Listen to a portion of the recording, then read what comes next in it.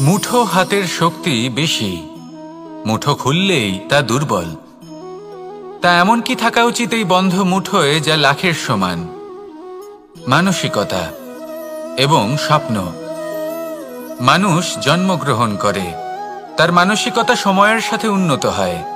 মানসিকতা অনুযায়ী সে স্বপ্ন দেখে, আর সেই স্বপ্ন সার্থক করতে সে পরিশ্রম করতে থাকে।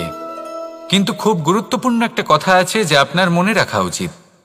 আপনার এই মানসিকতা, আপনার এই স্বপ্ন, তা যেন আপনার নিয়ন্ত্রণে থাকে। আপনার বন্ধ মুঠোয় যেন এর লাগাম থাকে, আপনি যেন এর প্রভু হন। যদি তা হয় তবেই আপনি লাভবান হবেন।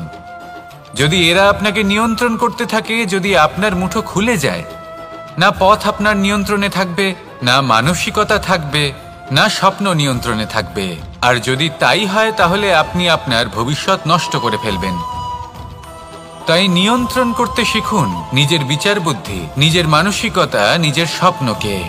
নিজের এই স্বপ্ন পূরণ করুন আর আমার সাথে ভালোবেসে বলুন, রাধা রাধা।